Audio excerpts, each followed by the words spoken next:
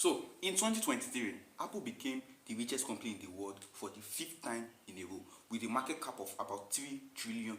That's like times six of Nigeria's GDP. So they are that big to the extent. But the thing is, you'll be wondering, how come Apple is the biggest company in the world? Is that what not to be to a company like Google? Since we have more Android companies, more Android smartphones, more phones using Android, and only Apple is using iOS. And apart from that, why Apple? Google does more, right? Google has Google Play, it has YouTube. YouTube is worth over $200 billion. So is that, but this is the facts. I've broken down into 5 different steps of how Apple is actually the biggest company in the world and how no one can actually collect that space from them probably in the next 5 years to come. Yeah. First of all is their built reputation. So when Apple first of all started as a company, they did not just jump into making smartphones or just making any kind of product. When Apple first of all started, they started to separate themselves from others. Like they started to cut themselves out, especially when they started making the MacBooks. Apple started to cut themselves out, and thanks to an innovative mind like Steve Jobs, Apple were now doing things, I would say, in bigger ways. Because someone like Steve Jobs, when other smartphones were scaling up their refresh rates in around 2005, Steve Jobs did one thing, or let's say Apple did one thing. They actually didn't do that. What they did was they invented something called a retina display, which means that it will give you the amount of light your eyes actually need at the right time. So you won't take too much light from your screen or anyhow like that.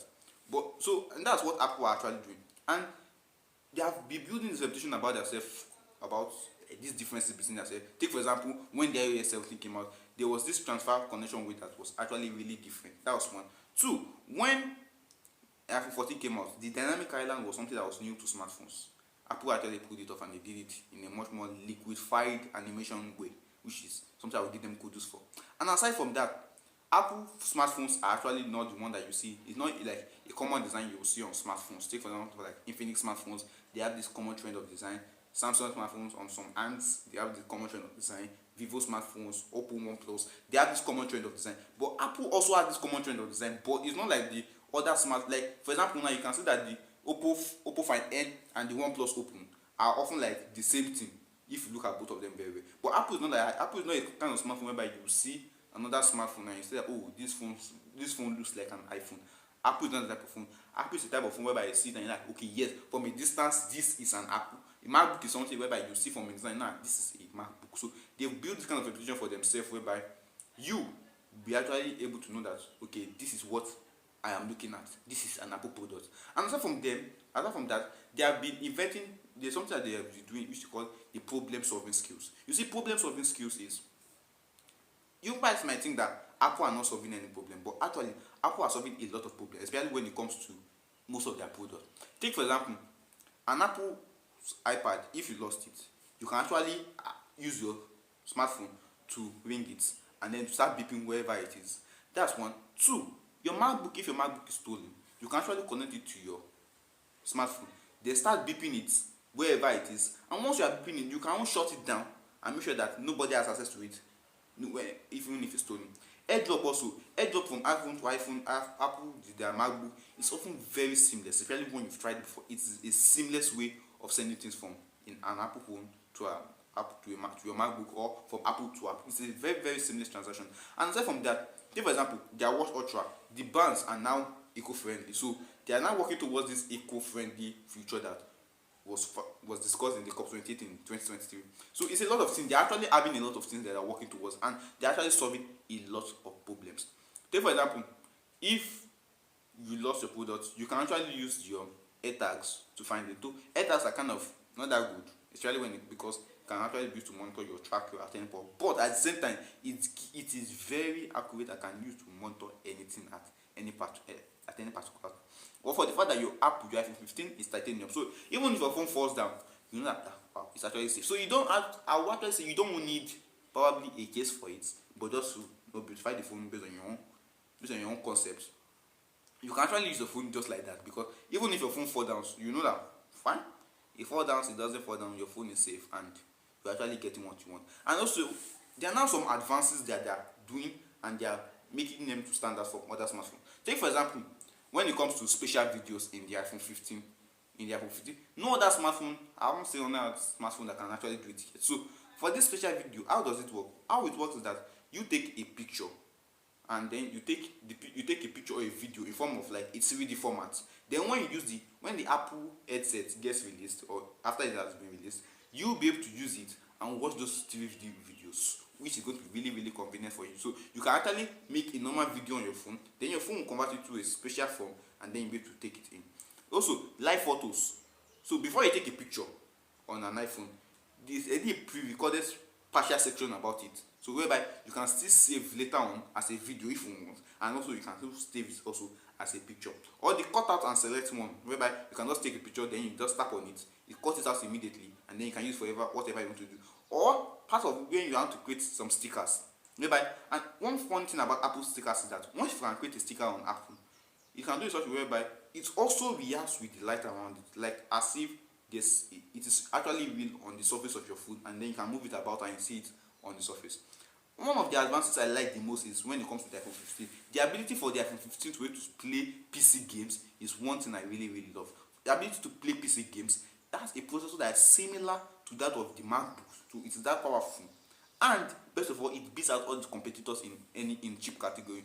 The only problem though is because of this high power in it, the iPhone 15 has been complained to be eating, or let's say overeating. So I'm very, very sure Apple feel that when it comes to the iPhone 16. So we'll still move on. Then when it comes to one of the main sense is when it comes to their incomes, right? Because they can't be the biggest without getting enough incomes for themselves. Is Apple's income is not what you just think about. Say for example, Apple makes $700,000 per minute. That is really, really huge. Apple makes $700,000 per minute compared to Google, who makes just $200,000 per minute. Though Google makes about $1.35 billion from Google ads per week. But you can't still compare it to that of Apple, right? Because Apple makes about $62 billion per year from just the Apple package alone. And that's just one of their total source of income. Google also pays Apple for their Safari processing, and Google pays Apple about 26% of their total income of a year. So that is enough. So out of Google's 100% in a year, they are paying Apple about 22%, right? When they're paying Apple 22%, Apple is paying only companies like Foxconn or Sony to be able to build their smartphones for them. So that means that even they are paying those companies about 10%, or even they are paying those companies 20%. Out of the 22% that Apple is paying, that Google is paying them, but then join it back to that remaining percent, that's going to be remaining 80%. That means that Apple is going to be left with 102%. So they have every right to be able to stand beside Google and still be richer than them and richer than every other company in the world. So it's something that they can do.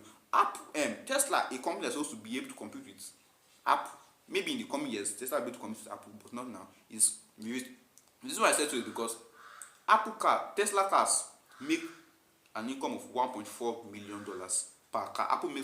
Tesla makes $1.4 million per car, and they sell about 1 million cars per year. So if Tesla is like a company like Toyota, whereby they make like 10 million cars, 15 million, close to 20 million cars per year, then Tesla will be able to compete with Apple. But since Tesla is still making only cars like within 500,000, a million, and they are not making enough quantity for the masses, then they can't stand beside Apple yet. So that's just it.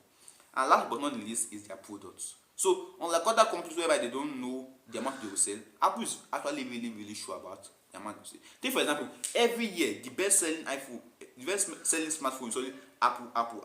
Then you can now see the Samsung Galaxy A series. I talked about the Samsung Galaxy A series in this video, so you can actually check it out. Then you now see the Samsung Galaxy A series there. So, but before you can see the Samsung Galaxy A series, the first 4 or 5 or 6 smartphones are actually just going to be about the Apple, their latest flagship. And fun fact is that Apple actually produces 30 million smartphones. Not just 30 million, but 30 million of a particular smartphone per year. So the iPhone 15 Pro Max has 30 million units. The iPhone 15 Pro, 30 million units. The iPhone 15, 30 million units. And the iPhone 15 Plus, 30 million units. So on the total, that's going to be 120 million. So they make enough quantity while still delivering the same quality for your products. Apple is a big company. Do you use an Apple product? Tell me in the comment section below. This year we want to hit 65 million subscribers, so please help us subscribe to the channel, and I'll catch you guys in the very next one. Bye.